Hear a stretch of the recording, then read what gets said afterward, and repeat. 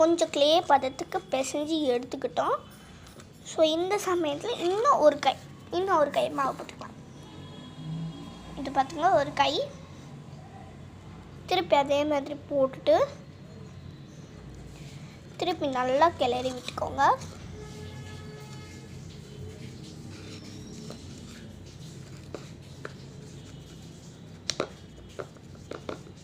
இதை இப்படி வந்து ஸ்க்ரிஷ் பண்ணி விட்டிங்கன்னா உங்களுக்கு உள்ளே வந்து அந்த ஜூஸினஸ், சாக்லேட்டோடைய க்ரீமினஸ் இருக்கும்.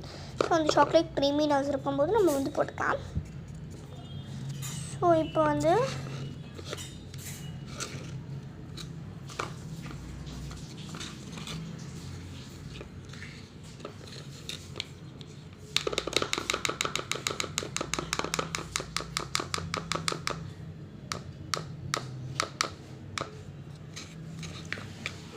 கொஞ்ச நேரம் வெயிட் பண்ணுங்கள். இது எந்த பதத்தில் இருக்குன்னு சொல்லிட்டு பார்க்கலாம்.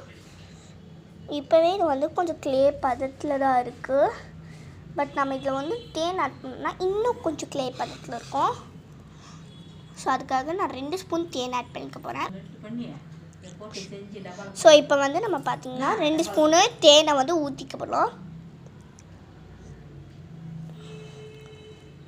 2 ஸ்பூனும் நல்லா ஃபுல் ஸ்பூனாக எடுத்து ஊற்றிக்கோங்க.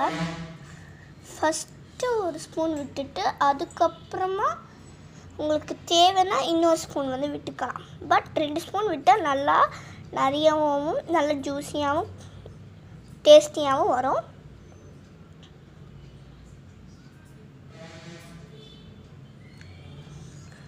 ஸோ இதை வந்து போட்டு வந்து பார்த்திங்கன்னா நல்லா இந்த மாதிரி இருக்கும். இந்த தேன் நம்ம எதுக்கு ஆட் பண்ணுறோன்னா இந்த மாவு வந்து கொஞ்சம் ஆட் பண்ணலாம், இன்னும் கொஞ்சம் வந்து எக்ஸ்ட்ரா ஆகும். எக்ஸ்ட்ரா ஆச்சுன்னா கொஞ்சம் டேஸ்ட் கூடும். ஸோ அதை போட்டு நல்லா கலந்து விட்டுக்கோங்க. நான் கலந்து விட்டுட்டு காட்டுறேன் உங்களுக்கு. இந்த சாக்லேட் இதை வந்து எந்த பதத்துக்கு எடுத்துக்கிறீங்கன்னா இந்த கிண்ணத்தில் வந்து ஒட்டாத அளவுக்கு வந்து எடுத்துக்கோங்க. ஸோ இந்த ஒட்டாத அளவுக்கு வந்த பிறகு நம்ம இனிமேல் தேன் ஆட் பண்ண தேவையில்லை. நீங்கள் வேணால் கொஞ்சம் டேஸ்டிங் எடுத்துகிட்டு பார்க்கலாம். ஸோ வந்து டேஸ்ட் பண்ணி பார்த்தீங்கன்னா உங்களுக்கு கரெக்டான டேஸ்ட் வரல. ஸோ அதுக்காக நம்ம திருப்பி கொஞ்சம் மாவு போட்டுக்கலாம். ஸோ வந்து நான் வந்து ஒரு 4 ஸ்பூன்ஸ்க்கு வந்து போட்டுக்கிறேன். 4 ஸ்பூன்ஸ் போட்டுட்டு கொஞ்சம் நிறையவே மாவு ஆட் பண்ணிட்டோம். ஒன்றும் இல்லை, நீங்கள் நிறைய மாவு ஆட் பண்ணிக்கிட்டிங்கன்னா ஒன்றும் ப்ராப்ளம் இல்லை. நீங்கள் தேன் வந்து நீங்கள் எவ்வளோக்கு எவ்வளோ மாவு ஆட் பண்ணுறீங்களோ அவ்வளோக்கு எவ்வளோ தேன் ஆட் பண்ணிக்கோங்க. சாக்லேட் நம்ம வெறும் டேஸ்ட்டுக்கு மட்டும்தான் போடுறோம். அண்ட் தென் அது வந்து ஒரு க்ளே பிடிக்கிறதுக்கும் நல்லா ஈஸியாக சாக்லேட் போட்டால் வரும். ஸோ அதான் நம்ம சாக்லேட் ஆட் பண்ணிக்கிறோம். இது வந்து எந்த பதத்தில் இருக்கணும்னு சொல்லிட்டு நான் உங்களுக்கு காட்டுறேன். இது வந்து பார்த்திங்கன்னா ரொம்பவே வந்து இந்த ஹார்டினஸ்ஸாக இருக்குது. ஸோ கையில் வந்து ஒட்டாத தன்மைக்கு வந்த பிறகு நீங்கள் இனிமேல் ஸ்பூன் யூஸ் பண்ண தேவையில்லை. ஸ்பூனில் வந்து சாக்லேட் இருக்கும். ஸோ அதனால் நீங்கள் யூஸ் பண்ண ஸ்பூனில் வந்து சாக்லேட் இருக்கும், அதை அப்படியே எடுத்து வச்சுடாதீங்க. இதில் இருக்க சாக்லேட்ஸ் எல்லாத்தையுமே வந்து எடுத்துக்கோங்க.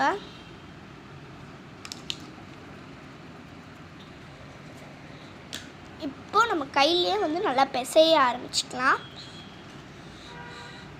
நம்ம சப்பாத்தி மாவில் எவ்வளோ மாய்ஸ்டராக ஸ்மூத்தாக பிசைவோமோ அந்த அளவுக்கு இதை வந்து பிசைஞ்சிக்கோங்க. உங்களுக்கு பிசையும் போதே தெரியும் தூள் தூளாக வரும்.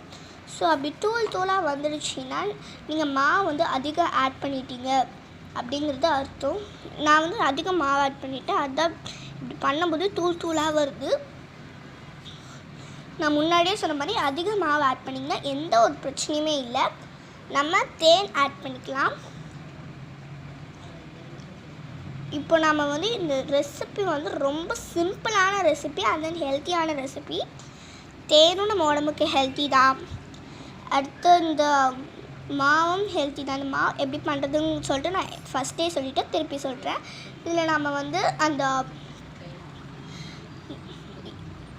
ஏலக்காய், உடச்ச கடலை, சர்க்கரை, அடுத்தது அந்த சோளம், கார்ன் அப்படின்னு சொல்லிட்டு பேக்கெட்டில் விற்பாங்க. ஸோ அந்த சோளம் நீங்கள் நார்மல் இயற்கையான சோளம் கூட போட்டுக்கலாம். அடுத்தது வந்து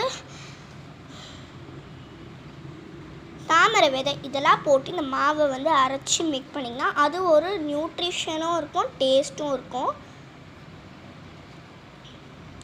ஸோ தேன் ஆட் பண்ணிவிட்டு நீங்கள் கை யூஸ் பண்ணிங்கன்னா கொஞ்சம் கையில் ஒட்டும். பட் அது ஒட்டின பிறகு நீங்கள் பிசைய அது ஆட்டோமேட்டிக்காக சரியாயிடும்.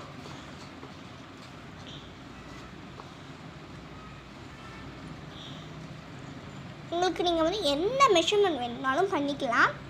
இதுதான் மெஷர்மெண்ட் அதுதான் மெஷர்மெண்ட்டுன்றதில்ல. அது மட்டும் இல்லாமல் நீங்கள் டைரி மில்க் தான் எடுக்கணும் அப்படிங்கிறதும் இல்லை. உங்களுக்கு அதாவது என்ன சாக்லேட் மெல்ட் ஆகுமோ அந்த சாக்லேட் நீங்கள் வந்து எடுத்துக்கலாம். இது மேபி என்ன வேணாலும் இருக்கலாம். ஸோ இந்த ரெசிபி பண்ணிவிட்டு உங்களுக்கு பிடிச்சிருந்து லைக் பண்ணிக்கோங்க. அது நான் ஃபஸ்ட்டே சொல்லிடுறேன். அடுத்தது இந்த ரெசிபி வந்து சாக்லேட் பால். இந்த சாக்லேட் பால் வந்து இன்னமும் வந்து நம்ம தேன் ஆட் பண்ண வேண்டியது இருக்கும். ஏன்னா பார்த்திங்கன்னா இன்னும் அந்த மாவு பதம் இருக்குது. பார்த்திங்களா, இன்னமும் அந்த மாவு பதம் இருக்குது.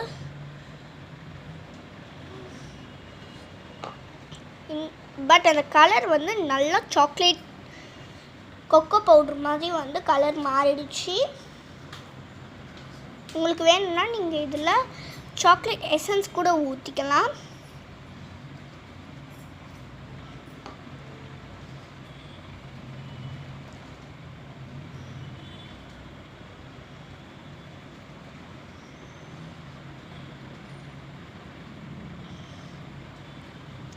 உங்களுக்கு வந்து இந்த மாதிரி பிடிக்கிற அளவுக்காக இருக்கணும். ஸோ இது வந்து சின்ன பசங்க சாப்பிட்றாங்கன்னா கொஞ்சம் க்ளே பதத்துக்கு இருந்தால் தான் வந்து கொஞ்சம் டேஸ்ட் பண்ணுறதுக்கு நல்லா இருக்கும். ஸோ அதுக்காக நான் எப்போவுமே க்ளவுஸ் போட்டு தான் செய்வேன். பட் இந்த வாட்டி வந்து க்ளவுஸ் போட்டால் எல்லாமே க்ளவுஸ்லேயே ஒட்டிக்கும் அப்படின்னு சொல்லிட்டு ஹேண்ட் யூஸ் பண்ணேன்.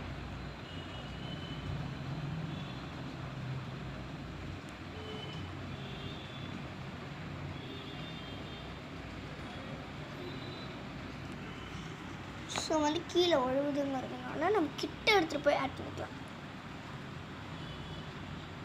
தேன் நான் வந்து 2 ஸ்பூன் ஆட் பண்ணிக்கிறேன். இதில் நீங்கள் தேன் எவ்வளோ வேணாலும் ஆட் பண்ணிக்கலாம். ஏன்னா நம்ம சாக்லேட்டோடைய டேஸ்ட் வந்து இந்த மாவு கூட ஆட் பண்ணும்போதே பாதி டேஸ்ட் வந்து போயிடும்.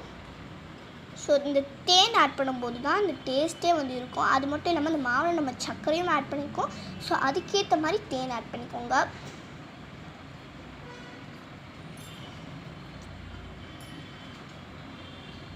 இது செய்யறதுக்கு ஒன்றும் பெரிய விஷயமே இல்லை. கொஞ்சம் இன்க்ரீடியன்ட் அதுவும் வீட்டில் இருக்கிறதே வந்து செஞ்சுக்கலாம். தேன் ஊற்றி கொஞ்சம் நேரம் நல்லா அந்த இடத்த நல்லா ஊற விட்டுக்கிட்டிங்கன்னா பிசையும் போது உங்கள் கையில் ஒட்டாது. ஸோ அதனால் நல்லா ஊற விட்டுக்கிறேன். ஸோ இப்போ வந்து அந்த தேன் வந்து நல்லா ஊறி இருக்குது. அதனால் நான் இப்போ நல்லா பிசைஞ்சு எடுத்துக்கிறேன். இந்த வாட்டி பிசையும் போது நல்லா சப்பாத்தி மாவு பதத்துக்கு வந்து பிசைஞ்சிடும்னு நினைக்கிறேன். ஆமாம், சப்பாத்தி மாவு பதத்துக்கு வந்து வந்துருச்சு. ஸோ இந்த பதத்துக்கு வந்த பிறகு நீங்கள் கை விடாமல் பிசைஞ்சிக்கிட்டே இருங்க. கை விட்டிங்கன்னா திருப்பி தூளாயிடும். நீங்கள் திருப்பி ஃபஸ்ட்லேருந்து தேன் ஊற்றி தான் பண்ணணும்.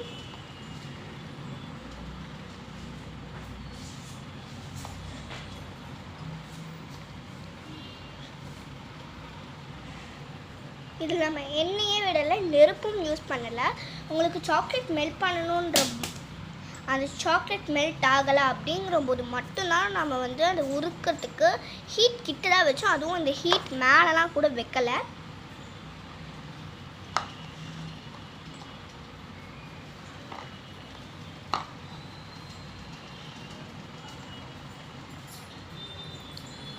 இதில் வந்து இந்த க்ளே பதத்துக்கு ஆகுதுன்னா அதுக்கு மெயின் காரணம் அந்த மாவு தான்.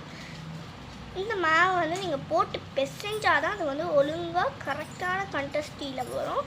இதை நீங்கள் வந்து எந்த ஒரு எண்ணெயிலுமே பொரிக்க தேவையில்லை, ஆயிலே யூஸ் பண்ண தேவையில்லை, ஃபயர் கிட்ட பொரிக்கிற வேலையும் இல்லை, அங்கே நெருப்புக்கிட்ட இருந்து வேலை செய்யணுங்கிறதும் இல்லை. இது வந்து ஒரு 10 மினிட்ஸ் தான். நான் கொஞ்சம் அதிகமான மாவு போட்டதுனால 20 மினிட்ஸ் ஆகுது. பட் சப்பாத்தி செய்கிற மாதிரி